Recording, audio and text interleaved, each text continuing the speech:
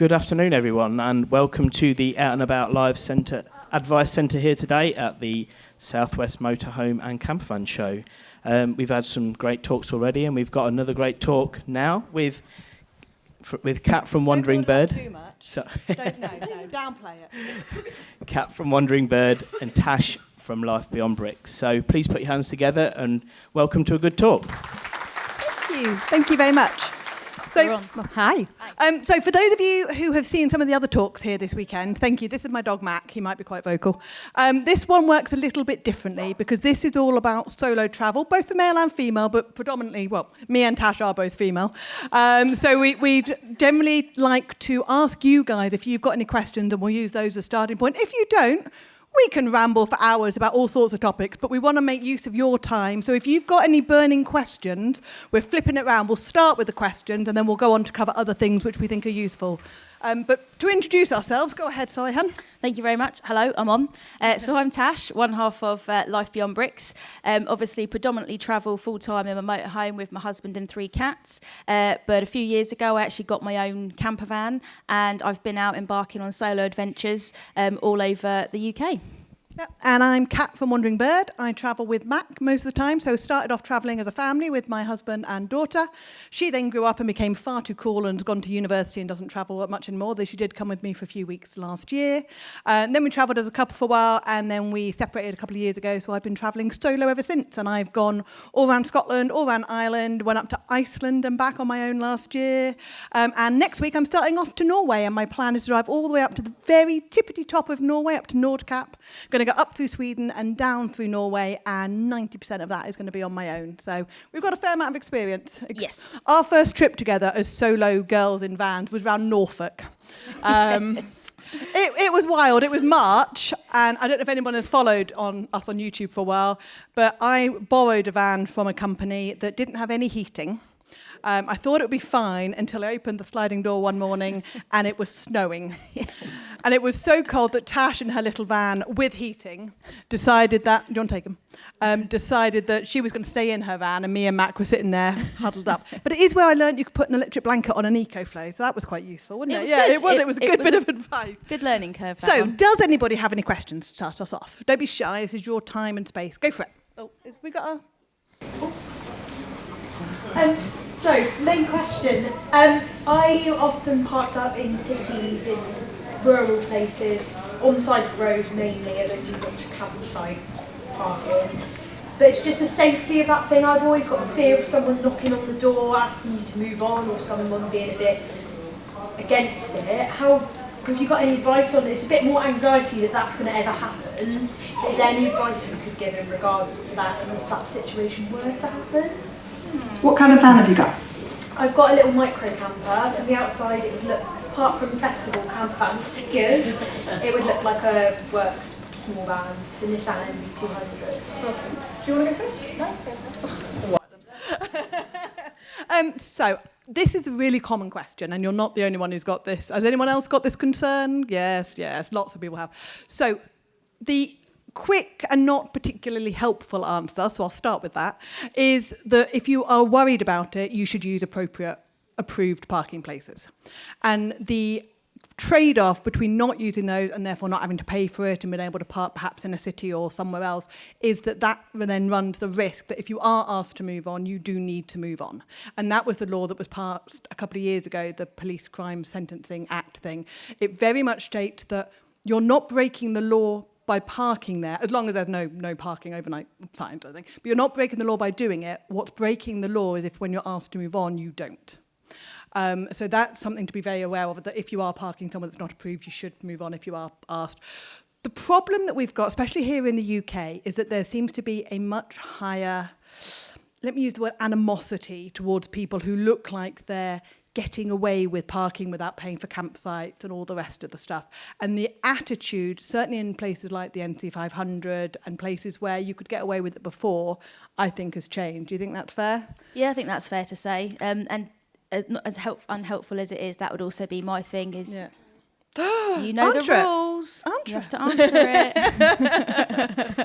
it. So yeah, that would be how I would deal with that. Is exactly the same. If I get a gut feeling or I think I'm going to be worried about it, I just wouldn't do it. So obviously that's not particularly helpful in dealing with that, but that would be what I would do. Well, I was going to say, so that's our Yeah. legal answer. Yeah. Now, in practicality, what do you do and how do you do it? That is literally what I would do. I Yeah. wouldn't park there if Yeah. I was concerned. But I think something for me as well is I would never have my van set up as if I was staying. I would always have it ready to go. So if I get somewhere, I'll sit for a little bit, have a look around, get a feel for the area. And if I think, oh, okay, this is all right. But I know that if I had to, in a short amount of time, I could jump into the front seat and I could drive off. And for me, that does make me feel calmer. And I don't worry then about if I do have to move on for any reason. And that wouldn't just be if you get the knock. That would be if someone turned up, in the car park, as we've had experience of, that, is a bit unsavoury or makes you feel a bit uncomfortable. That's how I would get around that. But if I was in the area, I'd probably, not that I overthink things, I'd probably do a little scout and do a few laps of it during the day, see what it's like, see who's around, see how it feels. But I go on gut feeling a lot. And if I was that uncomfortable, I wouldn't stay.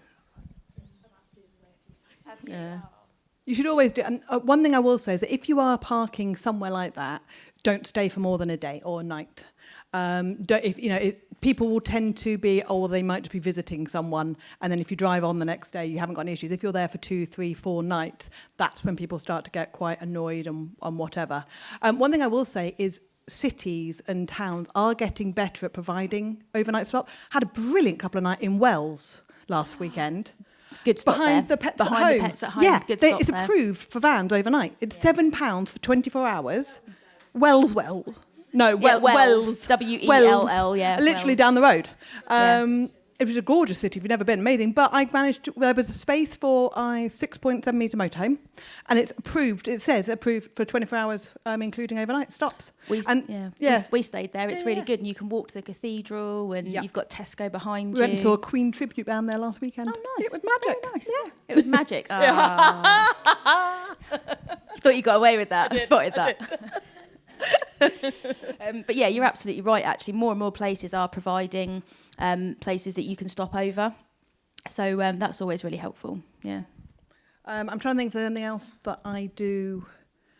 See, I tend now to use in the UK the smaller CL or CS sites, which are like £10 or £15 for a night, purely because they're approved. Or loads of rugby clubs as well. The best bit about that is you get to watch the rugby players play too. My boyfriend's sitting over there. I won't tell him that. But yeah, that's something that is quite useful. So look around. I always use Park for Night or search for sites with how I find those. Yeah, and pub stops are really good as well, Yes, they because you are. can normally, because I've got my camper's a micro camper as well, so it's really easy, especially in some of the places where the car parks are smaller. It's quite handy to be able to tuck yourself away, quite unassuming, and I've never had a problem. I've always felt quite safe. So Yeah. We'll tell the story of our first time wild camping at some point, but we'll work up to that. if there's no questions. I'm going to say, yeah. keep you sitting. Right, go on, yes. So my micro camper, it's not on the thing, is based on a Fiat Doblo. A little new venture compact, and unfortunately it will be up for sale very soon. Oh, will it? I know. Well, okay, quick Go on, story yeah, time. you've got to tell It's it not all now. about me, but it is about me. So for those of you that don't know, my husband John fell ill very suddenly back in June, and turns out he has leukemia. Hairy cell. Hairy cell leukemia, I love which that. is Still makes me hilarious laugh. because he's actually quite hairy. So the irony wasn't lost on us. But yeah, so I was actually meant to be away in June in my camper, but obviously that's when it happened.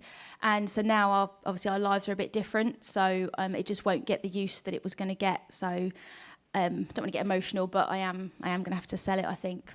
Aww. I know, thank you. Oh, yes.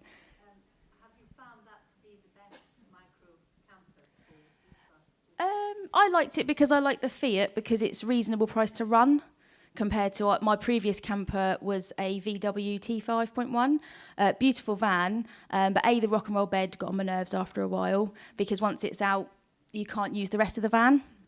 Whereas with my one, it's just got a single bed, so I can use the rest of the van. But also it's quite expensive to run. I'm not dissing VW, by the way, just a personal preference, because obviously we have a motorhome to run, so it's not my only vehicle. So the Fiat I just find more economical to be honest. One thing I will say, actually, stand up. Tash likes the Fiat Doblo. I don't fit in the Fiat Doblo. But not every van is suitable for every person, which is why my micro camper is a 6.7 metre motorhome, because I just don't fit in them. So if you are slightly lanky, just be aware, certainly the bed. The bed was ridiculous, wasn't it? That is a fair point, actually. I do forget that I obviously am quite perfectly sized Yes, and well proportioned. Fun size. Anybody else? There's a question here. Sorry, go on. You mentioned the approved parking spaces. Yeah. How do you find them? So there is a couple of brilliant apps. One is called Search for Sites, and that's FOR. They've also got a website as well. So literally, people who have used these places, they're added on by people just like you and me, and they're added onto the map saying, I stayed at this pub and they allowed overnight parking. I stayed at this rugby club and they allowed over. So then you've got a map so you can find places. And that's how I found the one in Wells. So someone stays there and goes, oh, Wells City Council have approved this as an overnight stop that you pay £7 for. So amazing. So that you find them on that one. And then the other one that we use, I certainly use a lot more in Europe, is Park 4 Night, and that's with the number 4. So those two, if you want to write them down, I'll say them again for you. But both those are apps and websites, and it's well worth paying. I think Park 4 Night's £9 for the year, and Search like 7 or something. I think Park 4 Night, you can get it for free, but the paid version, which is where you can then filter things down and you can make it very specific. You can make, I was going to say playlists, that's not the right word. Yeah. You can make Favourites, thank you, and lists. And I think it's about £10 or £15 for the year. Yeah. But if you go to the NEC, they are running offers this year. And you'll see Tash on the stand. And as you'll well. see That was me a on good the plug. stand. I like that. Well, because there is a really good offer coming up, but they haven't announced it yet. Yeah, that's fair. For a long-term offer for Park 4 Night. But yeah, Search for Sites is something silly, like £6, isn't it? Yeah, for the no, year? it's well worth it. Well you get worth it, yeah. more information and stuff.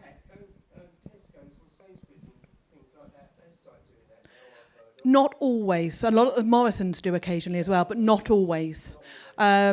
It depends. If you turn up really late and they haven't locked the barriers, you can generally get away from there and then leave early in the morning if you're just using it as an overnight parking spot. Yeah, so some of them are fine. Ireland, I used Tesco's in a couple of times and they were fine.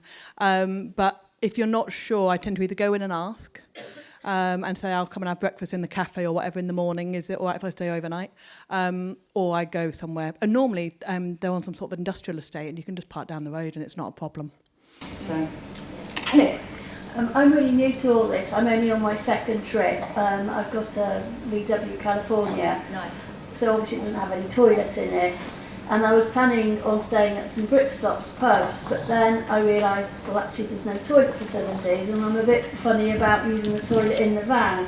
Okay. So I did find a really good campsite at Priddy for £8 a night Okay.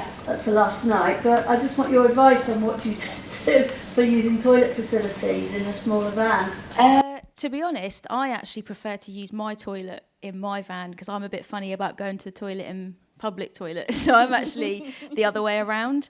Well, when you've got IBS, it's more of a convenience thing as well, just overshare there. But yeah, I actually prefer it the other way around. So I do prefer using the toilet in my van. Is it more, you mean like the getting over using the toilet? I used to have that.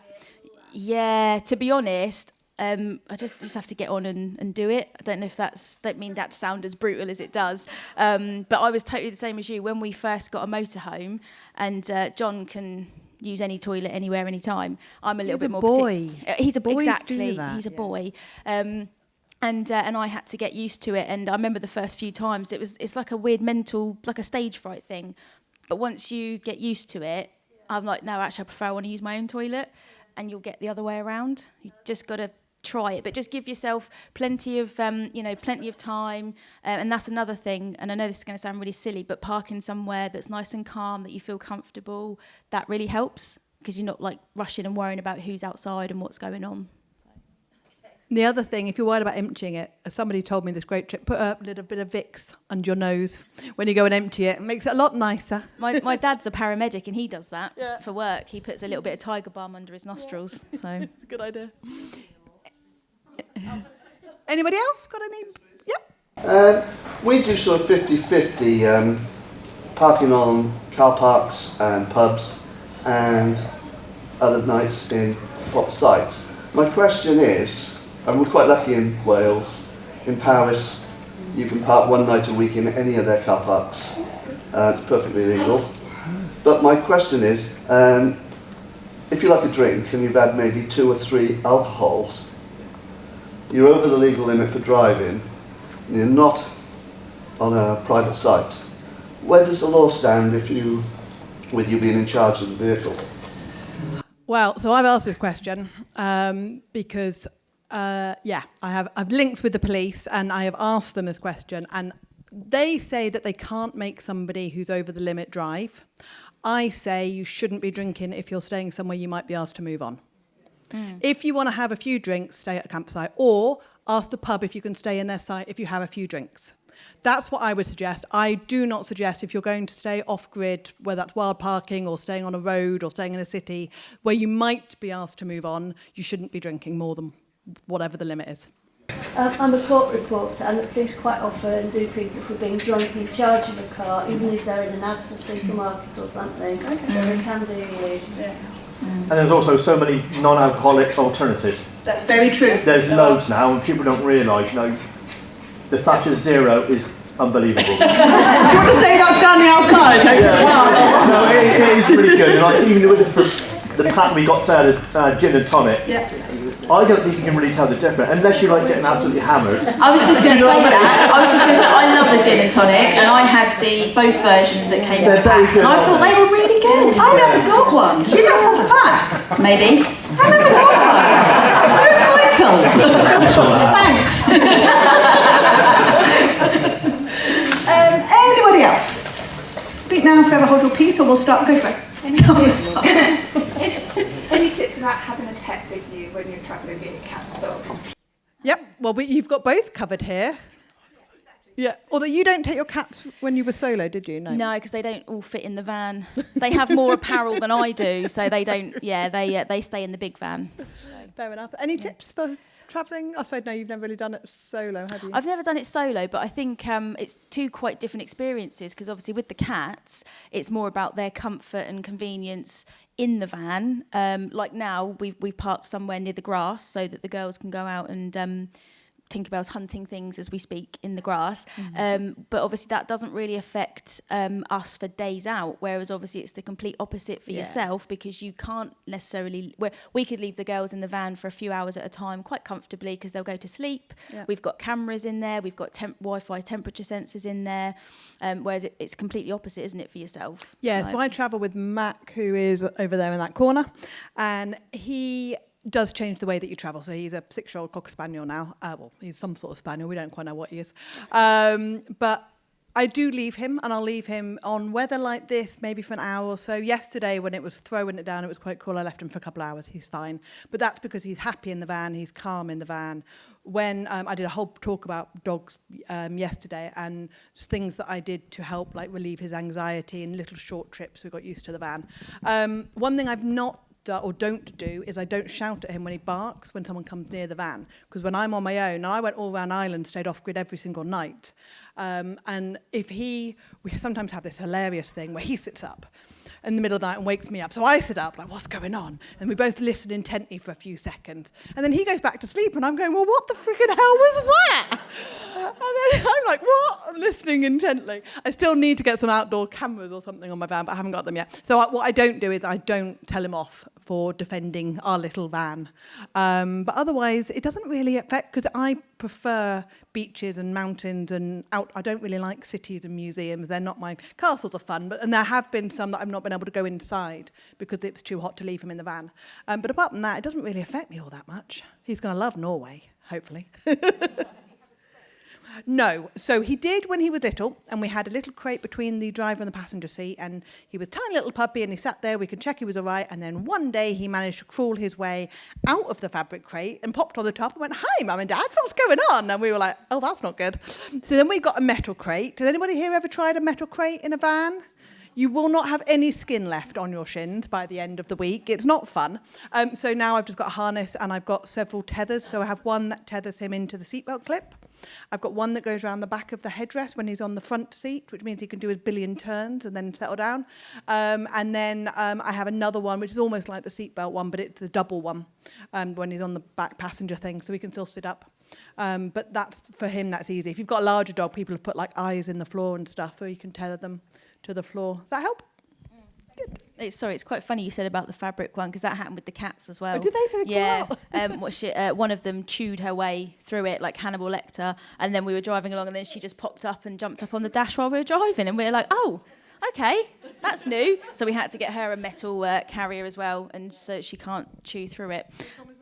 That was Rosie. My little senior. She's 16 now, but she's still full of pep.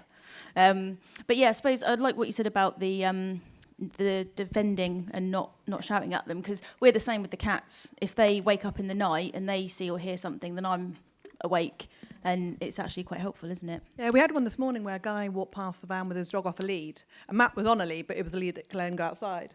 And Matt just went outside and growled, and you don't want them to be aggressive, but at the same time, I want him to feel that it's his home and he's defending it. So yeah, that does, I find that helps. That is good. But was it in terms of like familiarising your pets with the van or the travel aspect? Just more about when you're travelling. Like I've got a friend who's got a cat, and she's trained the cat to go on a harness. Yeah. So they literally travel. She walks. Yeah. No, that's brilliant. So that's what we did. It took about 12 months because they're all rescues, they're all old, they're all a little bit cantankerous, which is fine. And that's what we had to do. We had to harness train them. And in our first year of travel, we had to stop every 20 minutes because they were obviously kicking off. So we just did everything at their pace. But now they can go for 3-4 hours absolutely fine. So there's a lot of patience and perseverance and familiarising them with the van, I'd say. My mum used to take her cat on a harness down to watch my dad play cricket. Crazy. Anyway, yes, hello. One idea you can use is a hamster or rabbit water bottle that you can hold that up in your car, so when you're away they can access the water without a bowl. Oh, so I just leave Max. So Max got a brilliant bowl which has got a lip thing on top, so it doesn't splash everywhere. So I just make sure that's full and leave him with it. Yeah, no, it's not a bad idea. Yeah, no, it's good. Have you taken any extra security, safety measures in your van, like the extra cameras and that? Is there anything else you might do for the safety? So I've put on an additional habitation door lock, so one of these external ones, but I can also lock it from the inside. It annoyingly doesn't fit every single van apparently, but I've got a Swift Escape. I think most Swifts it does, and I've got the one so when I'm inside I can lock that. I don't have any additional locks in the hab. This is not an excuse to come and rob me. I was going to say, yeah. Don't tell them where you parked.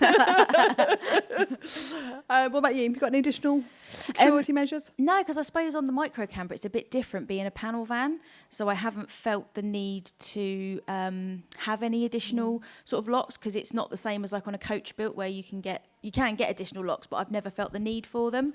The main thing for me is having a van that I know I can lock all the central locking from the inside. And to be honest, that's about it, because I have a slightly differing opinion on security, not to yourself, but to some things I've heard, where people kind of barricade themselves in the van. But I actually disagree with that, because in my mind, I want to be able to get out as quickly as I can if I need to. So I kind of don't tend to do much more than what the van has actually come with, and it's been quite secure, and I've never felt particularly unsafe. Yeah, there are 2 tips I give to people who are looking to buy a van, especially if you're going to go off solo. The first, if you're looking for a camper van with an external sliding door, is make sure you can get from the driving seat to the back without having to go outside. Purely because your best line of defence, if you are parked, there have been a couple of times I parked up in a dogging spot, one memorable one with my teenage daughter, and at sort of 3 o'clock in the morning, she woke up, went, "What's that going on? Don't you open those blinds?" And then we had to drive off. Now, we're in a motorhome, and pretty much all motorhomes you can get from the back to the front end. But for Campervan, if you were a single woman, you would not want to be having to get out that van to get into the driving seat to drive off. So I would always make sure you get a van that you can make sure you can get from front to back on. And the other thing, for the similar reason, some people suggest winding your seatbelt 17 billion times and locking your seats backwards. But if someone is coming and knocking on your door or making it shake or scaring the heck out of you, your best line of defence is to get in the front, start the engine and drive off, which means that always know where your shoes are and always know where your keys are. Yes, that's exactly that. And that's exactly why, because my first camper van I couldn't get in the transporter, I couldn't get from the back to the front. And I was like, actually, yeah, that's a big problem. So in the Doblo, obviously I can. So that was a big thing for me. So I think that lady's next. Hi, I was just wondering, what tips have you got for receiving mobile data, both probably in Ireland and in the UK, and is there a sort of pay-as-you-go provider that you would prefer over another one? So I think Matt is doing a talk next about Possibly Wi-Fi, next, yes. or is it tomorrow? We should know this. Is it It next? is next. About Wi-Fi? Yeah. All right then. So no, I think if you here tomorrow. Oh, okay. Well, in that case, we'll try and answer it now for you. Come back tomorrow. There's a whole talk. No. So I've got a proper fitted. I had a little Wi-Fi dongle in my van for ages, and now I've got a proper router thing. It's basically the same thing. So it's got a SIM card in, and it allows me to pick up signals just like it does with your phone. My dongle is on EE, my phone is on Vodafone, which means that I've got 2 different networks, and that works really well for me. I've not had many situations, unless I'm at the top of a mountain or something, where I've not been able to get a signal. Ireland was easy peasy. In fact, I don't know. Anyone here been to Ireland recently and know if the roaming? I can't remember I'm not sure. I can't remember actually. Is on there or not. But it was easy because it picked up loads of signals. So have you got a dongle or anything like that for your van? Yeah, I've got a network. Yeah. It's the SIM card is the issue, really. That you don't want to set up to a plan, and then you don't use it for a month or so. So it's about sort of how flexible. How often do you think you'll use your van? Sorry. Once a month. So I've probably got, because obviously that's how I use my camper, because I'm not in it all the time. So I'm not affiliated with them. This is just what I found. I use a Smarty one because it's a pay-as-you-go data-only plan. So I just top it up whenever I need it, and it's really good value. And then obviously if it sits for a few months, and I'll just keep checking that it's still active. And sometimes if I, like this year, when obviously I didn't use my van when I was supposed to, I think I put like £5 on it just to keep it live. And it's in a little Huawei mobile, like a little Pebble hotspot router. And that works perfectly in my van because obviously it's USB powered. I just charge it up and top it up when I need it, and I've got an app that I can keep an eye on it. Again, in the motorhome, same as what you've got, obviously it's completely different because we're in it all the time. So we have like a Teltonica fixed router and a booster aerial. But if you don't need all of that, then that's absolutely fine. Just use something like Smarty or giffgaff, something that offers a data-only plan that you top up when you need it. And it's worked perfectly for me all over the UK. What is it that you're going to power? What devices? Okay. That's what I was going to suggest. When I had a work laptop, and it would only accept Wi-Fi, not hotspotting. Oh, okay. Yeah. That's what I found, because that's what I used to do, is just hotspot off my phone. But then sometimes, again, because it's always good to have more than one network available if you can. And if you're in an area, especially if you need to work, you're in an area that you can't get signal, it's always good to have a backup. And sometimes when you're hotspotting off your phone, obviously it drops out if or you need to use your phone and it's doing something else. So yeah, the little router is probably a really good way to go. How was Smarty in Europe? Did you use it when you were there? Didn't use it in Europe. I've only used it in the UK. In Europe, we used Vodafone, and that was really good. And I think we used some local ones, which ended up being Orange, which still exists out in Europe. Yeah, and that was what we used. When we went to Germany with the Smarty, we found it didn't work. Yeah. I think it's based on 3, isn't it? Yeah, I just didn't get it. I've heard mixed reviews about Smarty. But for UK, it's been absolutely fantastic. Yeah, same here. Cool. Anybody else? Can I just ask what router you had? In my one, it's a little, I can't remember the exact model number, but it's Huawei. It starts with a H. And it's Huawei or something, isn't it? Something like that, I yes. always say Huawei. Huawei, yeah. And it's a little white one. It's about the size of your hand, like a little pebble. About. And then how do you connect that into the van then? You charge it up with USB, but obviously it doesn't have to be tethered. It's like a phone. You just charge it up and it runs off battery. Or if you want to leave it powered up, just leave it plugged into the USB socket. You have to buy a SIM card to put a SIM card in there. Hello. Okay. Yep. Oh, that's good. Nice. That's good. But obviously, do you have to have a Sky? Because obviously we don't have TVs or at home. Yeah.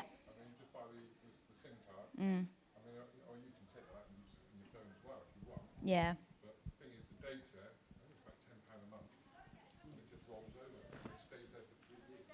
Oh, that's pretty good. That's good. That's good. Anyone else? They obviously want to hear our stories. Which one? The way. Oh. Is that you can tell this one. Is that the one with where we went out with frying pans Yes. and things? Yeah. So in fact, it was the first time. So this was obviously it's not a solo story. It's actually we were both in couples, weren't we, at the time? But John and I had not long sold the house, and we were like, yeah, we're going to go off. So it's like 6 years ago. We're going to go off wild camping. And Kat says, I know, let's go to Wales. I'll take you wild camping for the first time. It'd be great, because we were a bit nervous. So we were like, oh, this is fantastic. Okay. So we're driving to, it's the most beautiful spot, wasn't it? By the Brecon Beacons. Yeah, by the reservoirs and stuff, or the rivers. And we pitched up, and it looked all good, didn't it? And it was all lovely. And we had a lovely evening in the van, and we were all happy. Also, no, you've missed the first night. Oh no, was that. So I picked this spot. I'd never been the before. police The police tape. Oh, tape. I forgot the first Never been night, before. yeah. Picked this spot, and it looked lovely. Had good reviews, and it was right by. Anyone done the Four Waterfall walk in the Brecon Beacons? Really pretty. Totally recommend it. Yeah, it was absolutely stunning. And but we pull up, and obviously they're behind in the van, and as we pull up, it's just covered in police tape, and we're like, oh my god. And I'm like, is this okay? You're like, yeah, it'll be fine. It'll be fine. Do not cross. Police tape everywhere. Turns out it was because there was a cycling event on, wasn't it? And they were just like marking But it looked out like the road. someone had just been murdered. So so I'd forgotten about that one, and we slept okay. And then the next night was the other one, or a couple of nights later. Yeah, so we stayed there. I think we stayed there for 2 nights, didn't we? Yeah, and then we the did, next night we pulled up, and it was a car park just in Wales. Really nice car park, right by the lake, wasn't it? Right by the lake. And as we pulled up, there were these idiots in a Corsa or some form of boy racer car that were literally dumping all of their rubbish out into the car park. It drove me nuts. So I started filming them. At which point they got all very abusive, very angry, and drove away at high speed in their little Corsa or whatever. And then my husband said to me, they're going to come back, they're going to cause trouble. So at about 11 o'clock at night, the best thing about this was they'd had the enhanced exhaust on the car. You could hear about 7 miles away coming back. So by the time they come back, my husband ran out with, I can't remember what he had. I think he had like a crowbar I think or he something. had a crowbar. Just in his jeans. Yeah. And I remember me and John were like, oh my God, John grabs a frying pan. John and he's grabbed like, a frying right, pan. let's go. And to be fair, they ran off. No, they did, but they had like 4 of them. They had one squish in the boot. Yeah, one came out of the boot. I know. I don't know what they thought they were going to do, but they all jumped. Oh, don't let this scare you, by the way. This. This happened once. It's never happened again. Don't panic. The fact that our best wild camping story was 6 years ago is telling something. That tells you. And to have it happen on that was just complete fluke. funny. Please don't panic. Like, yeah. And then we took you to a campsite and showed. Have you even been to the National Show Caves in Wales? That's where we went after that. So good. Yeah, we were, after that, they like, okay, I think you've done enough wild camping for now. Me and John are like, okay, this is fine. So we went to the campsite and we had a perfectly lovely time. But we laugh about it now. Yeah, it was funny. Well. In fact, on the front of one of your books is the picture. Motorhome Made Simple. In fact, yes. I think it's there. See the plug I did there. That was good. Yeah, it was a good plug there. I like that. Yeah, that one.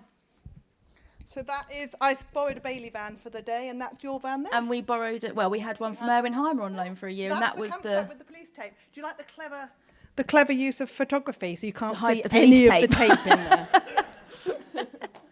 But yeah, that's that. That was that day. That was funny. Yeah, that was good. We laugh now. Yeah, the frying pan always makes me laugh. Just think of like. Yeah. Right, sorry, we were going to talk about something then. Anybody else got any questions, by the way? Is any? No? Cool. How are we doing on time? Anybody? We're good. No other questions? Nothing at all? All right then. What haven't we covered? I was trying to think what we haven't covered. I don't know. Relying on everybody We've covered the toilets. We've covered security. What else do we always get asked about? Quick one. What made you start this? Go off. What gave you the impetus to actually? To start off with, or to go solo? To go solo and say, right, actually, I'm solo. I would love the idea of just pushing off, you know.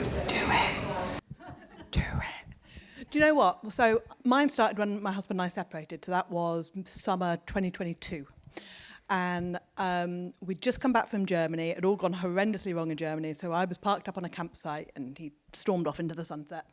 And 3 weeks it took me to build up the courage to drive that motorhome anywhere. I was so nervous. So to the point that I got up at 4 a.m. to try to get the van out of the parking space, or out the pitch, to then go off and drive it on my own. And why do they put those freaking wooden stakes right in the way of the... I had to move that, get out, put the stake back in and drive off again because I couldn't figure out my swinging circle. And I just did that for a few days, like going around really, really early in the morning when I knew the traffic was going to be light, until I got my confidence up. And about 2 months later, I drove it all the way up from, this was down near Portsmouth, all the way up to the top of Scotland, all around the NC500 and back again, all by myself. And then I went to Ireland, and I've just slowly built up the confidence from doing it. But mine was very much I either sell the van and be done with it, or I downsize it to a campervan, but as we've proven, I don't really fit in a campervan. So I thought about doing that, and then I thought, no, I love this van. We've set it all up. It's exactly how I want it. The only thing stopping me keeping it is me being brave enough to drive it. And that's how it started. And now I drive it everywhere. How did you start? So it was when, because of the working situation with John, we were static a lot more of the time. So I was kind of sat, and obviously I had started working from the van, and so I was sat still all week whilst he's at a place of work, and then of course he comes home at the end of the day and I've been in the van all day, like, right, I want to go and do stuff. And it just got to a point where we were bumping heads quite a lot, because we were just kind of living on two different schedules at that point. And I was like, oh, I could probably go and do this on my own. And then I said to him, oh, what about if I got a camper? And he actually said, oh yeah, that'd be a good idea. And I was like, oh, okay. I thought he was going to be like, nah, don't be silly. And so I did, and I think that we looked around and I bought one, and the first weekend I got it, I just went away in it, and it was kind of like, right, rip the plaster off. But I will say, a bit like yourself, it's so different when you start doing it on your own, and I was like, I've done this for years, I can go and do this, and I had to start again from scratch. So I had to start building my confidence up, so that's why I did a lot of like pub stops, and like you say, I'm the opposite, I travel later in the day, because I'm not a morning person. I'll hold my hands up. Neither am I now, but that was a good time to learn. But a similar sort of thing. I would travel later in the day when I knew it was going to be quieter, and I could have a bit more confidence and a bit more comfort, and then built it up from there. And now I'm like, yeah, see you later, John. That's probably the weirdest or hardest thing, I think, was exactly that. So places that I would have stayed as a couple, I won't stay on my own. Yes. And definitely. Having that sort of difference of protecting myself a bit more, and just staying places where I feel comfortable. So I use sites or smaller sites or airs a lot more. Yeah. Yeah, and that's fine. I have a little soapbox about this. That I have seen you, by the way. I'll come to you next. I have a little soapbox about this. You do not have to stay in the middle of nowhere to prove that you are a van lifer. You just don't. Nobody's going to give you a medal, and nobody's going to care whether you do or don't. And if you're not happy and comfortable, you don't have to stay anywhere that isn't a campsite or an approved spot. And so many people are like, oh no, I've got to do this to be real and to be brave. And no, you don't. Just go where you're happy. Have a good night's sleep and you'll be fine. Yeah, that does my head in, the whole real van life thing. There's no such thing. No. The whole point is we do this and we've all got a common interest in that we just love travel, we love the lifestyle. How you do it is entirely up to you. Because if you're not happy and enjoying it, then what's the point? What's the point? Yeah. Absolutely. Lady at the back, sorry, because you were been very patient. Yeah, you haven't mentioned anything about refuelling. Oh, what, filling up with fuel? Yeah, and the potential difficulties. And the second thing is there such a thing as an electric motorhome? Running off electric or just all electric? No, I think she means all electric. What, as in powered driving? So Bailey are working on one. Prototype, I don't know if it's... it was out in the show, wasn't it? Yeah, I think it's still a prototype one. It is still a prototype. Because it's actually Ford own it, but I believe that Bailey have done it. Yeah. So. It's big. It's very heavy. I couldn't drive it. They said they could sort of give it to me for a weekend. I said, I can't. That's what they said. And I was like, well, 4250 on a B licence with an electric vehicle, but it doesn't cover leisure vehicles, so it doesn't work for us, unfortunately. No. Yeah. And then, sorry, what was the refuelling? Refuelling? In what? Do you mean like water and waste or fuel?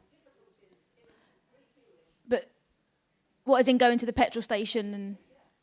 I've never had any difficulties. What I tend to do is when I drive in the motorhome, always make sure I'm nearest the exit. Because if you go to the one when you've got that stupid tight little angle, it doesn't work particularly well. What you then find when you're going for LPG is that they've put that all the way over there, and then you've got to go back again. But otherwise, I've not had any issues. I would wait in a queue to get the right one. Yeah. I would just be patient, and if there was one that was free but it wasn't suitable, I'd just wait for the one that is. You've got a little van. I take up the entire blinking waiting Oh, area. well, don't forget, I've started driving the big one now. Oh, that's true. I'm starting practicing on the A-class now, so I have to... You're going to do your C1? Yes, that's the plan, yeah. Ooh, good plan. So, yeah, I've had to start. I haven't driven it in 6 years because I used to drive it before we upplated it. Yeah. And then, of course, I haven't. So, yeah, I'm now cruising around I can just about see over the steering wheel. It's all good. So, yeah. Cool. I think that lady was next. Oh, sorry. So, can each of you just say a little bit about why solo travel is so special for you? Oh, I've got lots. You can go wherever you want to without anybody else having a say. The toilet takes way longer to fill up. That was my one. Or the toilet. Oh, no. But yeah, you can go wherever you want, and you can. Obviously, it's lovely travelling as a couple, and you experience things together. But when you are on your own, it's like, I don't have to move if I don't want to, or I can go there, or like sometimes if I'm having a bit of a sporadic day, I might be doing all these different things, and it's like I can go to all the places that I want to go to for as long as I want. So I think it's just about doing whatever you want. And if you want to stay in bed all day, nobody knows, and it doesn't matter. Yeah. And also, you've only got your own mess to worry about. Yeah. So you haven't got someone's piles of socks in the corner that stay there, or you haven't got T-shirts and things being left out. And, you're in your own little space, your own little bubble. Yeah. John doesn't actually go in my van. He's not allowed in my van. It's my van, and it has my things in it, and has everything set up just how I... Oh, I've got a little bit... but everything's set up just how I like it, and I'll be honest, that is one of my favourite things about it, I think. Yeah.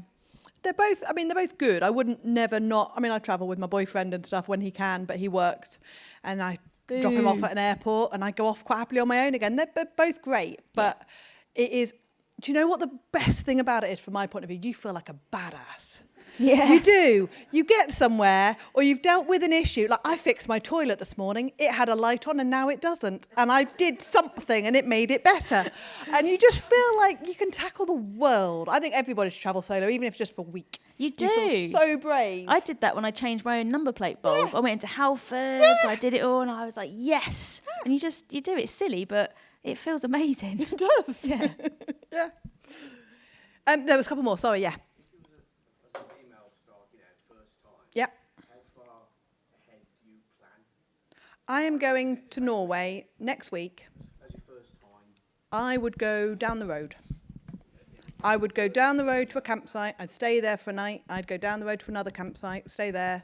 I would go half an hour, if that. Because whilst you're trying to figure out how to drive the frickin' thing and not hit the curb and not hit the pedestrian and not hit the cyclist and not hit everything else and the trees and the houses and everything, you don't need to worry about navigating. So I would drive around an area that you know very well and stay in campsites. Now, if you want to then figure out how to stay off-grid, just unplug your electric cable. You can stay on a campsite. You don't have to be plugged in.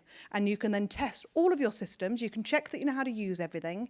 You can check that if things are a little bit wrong, you can then take it to someone who knows how to fix them. And then by the time you do go somewhere new, you've got that confidence that the vans are all right, you know how to drive it, and then you can worry about navigating to cool, fun places.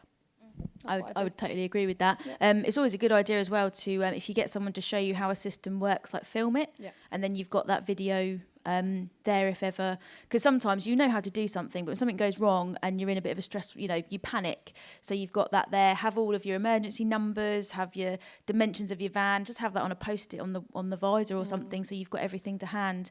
But that is a good point, actually. The difference between travelling as a couple and solo is you have to do everything. You're the navigator and the driver, and it's, again, that was a bit of a, oh yeah, I didn't think about that. And it can be more tiring. People get funny over me because I don't produce so many YouTube videos when I'm travelling. I'm like, yeah, because I'm doing the driving and the navigating. And then when I stop, I want to stop.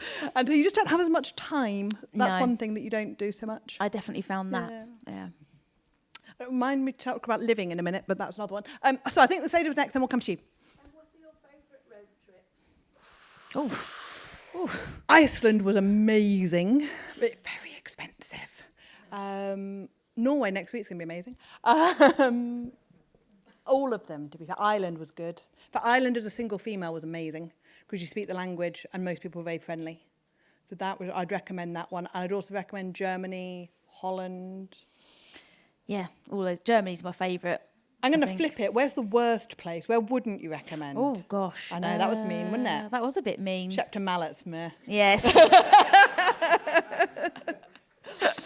I don't know. I can't think of anything. No, I can't think of any that's been because really I bad. enjoy there's obviously places you go that aren't as, perhaps nice, but you just make the best of it. Or you move on. That's the beauty. You can move on if you don't like it. So I can't think of anything off the top of my head that was horrendous. No, good question though. It was a good question. We'll think about that. Lady, was it yourself? Yeah, I'm probably going to ask a question that lots of people want to ask. Go for it. You both seem very sociable people. I'm very independent. We fake it well. That's how we, yeah. I like talking to people. I just want to know, realistically, if you're on your own, do you ever feel I just need to talk to people? I just need to have a bit of social interaction as part of being human. You can have a bit too much of your own company sometimes, even, dare I say it, get lonely. What tips do you have to actually talk to strangers on your road? That's a fantastic. That is a really good question. And it's interesting you say, because obviously both of us, and it's probably fair to say, if you don't mind me saying, that we both have those moments where we'll go indoors, shut the motorhome down and not talk to anybody because... Firstly, I think we're both introverted. We're introverted extroverts, me and Tash. Very much so. But so we're quite happy with our own company for lot longer than other some. people might be. But go on. I was just going to say, but no, it's a really good point because there does come a point where you think, actually, I just want to talk to somebody. So my thing, and I do it in everyday life, is I just smile at people and say hello. And sometimes it catches them off guard and they're like, oh, was she saying hello to me? Why is she looking at me? And this was something we noticed. Obviously, we're both from we're all from down south. Southerners, and when we went up north for the first time travelling, and everyone is like, they all know each other and they say hello, and it was such a culture shock.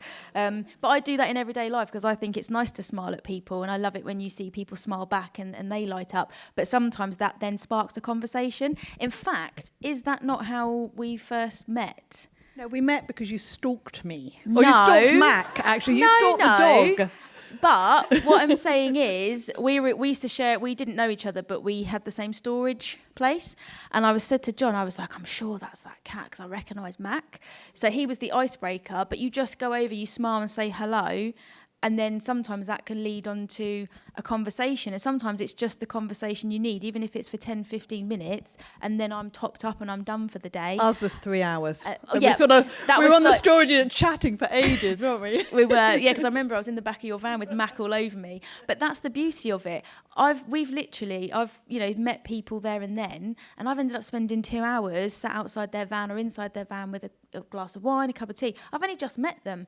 But because you've already, especially, I mean, I'm talking about if you're on like a campsite or somewhere similar, so of course you've already got a common interest, so the ice is already broken. But it even happens if you're out and about, when I've been out on my own and I've gone to a pub, because it doesn't bother me going to a pub for dinner on my own if I'm doing a pub stop, and then I'll get chatting if I just say hello or to the staff or something, and even that, like a smile and a hello can often trigger a conversation. But also have people that that you can say, do you fancy a FaceTime? And then you can have a video conversation, and then if you don't feel like going out, you don't have to go out, you don't have to get dressed, you can just have that conversation, and again that tops up that interaction that you need. That's what I find. I think that's a really good point. Campsites are definitely quite good. And one thing I have about having a dog is you tend to meet people whilst you're walking around and stuff. But even if you just go for a walk around the campsite, you tend to meet people, say hello, you could ask them stuff. And it's weird. So some of the best interactions I've had, and similar to what Tash was saying, was you meet people on campsites. Perversely now, I'm popular. Popular sounds really arrogant, but people know me enough that people come and go, oh, hi, Kat, which is nice, and then you get chatting with them. Although there have been a couple of times when I've been emptying my toilet and someone's come up and gone, could you just go away for 2 minutes, please, because I don't want you standing there while I do this.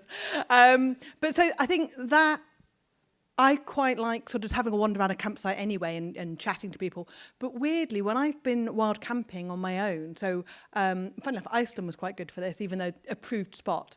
But they had a brilliant night in Denmark.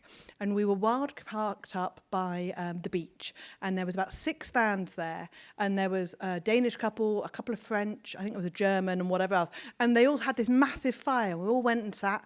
Everyone brought some beer and some nibbles. And they were all speaking English because we're rubbish and don't speak any other language. But it was just fabulous. Absolutely fabulous, trying to make ourselves understood and communicate with each other. And that happens, I wouldn't say every time. And again, if I'm wild parking, I tend to go away from areas where that might happen anyway. But it does happen, and I find that those are some of the best sort of interactions that you have as you travel. But generally, you need to be the one to instigate it, because especially if they see you on your own, a lot of people would be hesitant to approach you in case you felt intimidated.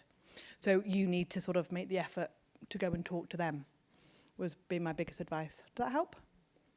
Anybody else? If not, I've got one more point that I want to go for it. Living. Thank you.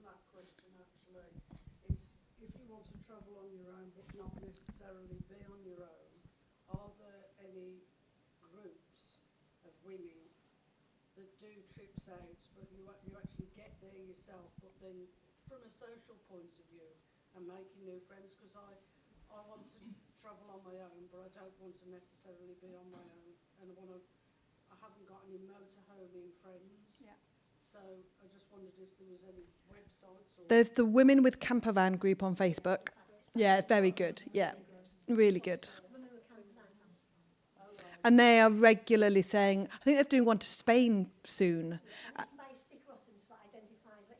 Oh, that's cool. Yeah, that's cool. So that's the kind of group that I'd recommend you go find on Facebook. And they regularly do meetups and things around. Yeah, and there's quite a few like that, isn't there? There's my other friend, Kat, ironically enough, Kat Towers, she's at the wheel, and she's just started doing events this year that are for women only, in sort of nice, safe spaces, sort of quite small, so it's a good place to meet people. And then obviously you'll start to meet people, and then perhaps you can do your own trips outside of that, or you can join the ones in the groups. They're always really good. And I've just started running some groups. She's at the wheel. She's at the wheel. So next week when I go off to Norway, the first 5 days, I'm actually taking a group of people with me who've never been to Europe before, just to show them how it all works and all that kind of stuff. And I think 2 of those vans have got single females with them. So there's loads of stuff sort of going on, and I'm hoping to do some more of those next year. So it's just finding the groups and keeping an eye on them. All right, no worries.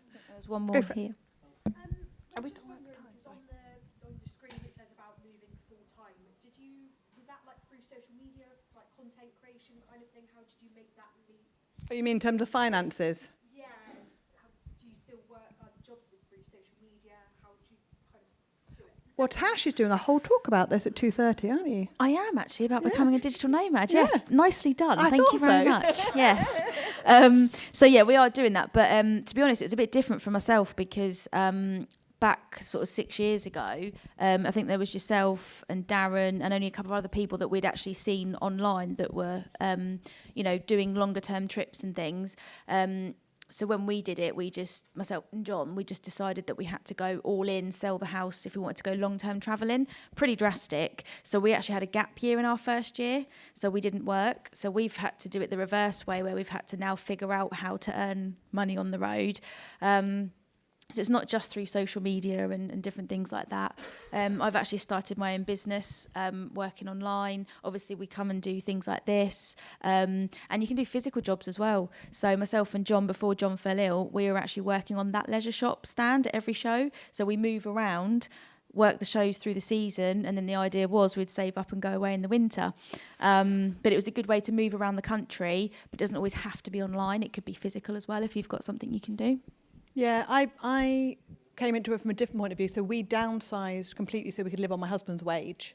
So we just had enough to keep us going just from his wage, and he worked online, software designer and things. And then I started a little blog because I was bored, and that then grew into Wandering Bird. A little blog. It was when I started. Today we went and got coffee here. And that grew. But one thing I will say is don't rely on things like YouTube. a lot of people will say, yeah, start a YouTube channel, you can earn thousands within 3 weeks. No. But there are, especially, one of the good things, if not the only good thing about COVID, is that the world is now much more receptive to working online. So one thing my husband was doing was we were travelling for 2 or 3 weeks around Europe and he would fly back for a week. So even if you can't go completely away from a job, a load of people will let you be remote for 2 or 3 weeks and then you can go and come back and then go off again. Do that. So there are loads of options you can do with skills you've already got. I think. I'm sorry, yeah, we are. Yeah, tight sorry, on I that. don't mean to interrupt, but No, I think that's we've. cool. We've gone. I'm getting the nod. To be there fair, at the I'm door. going to be hanging over there anyway. If you want to come grab any stickers or I'll sign any books for you, we could do that. Yeah. Cool. Thank you very much. Thank you.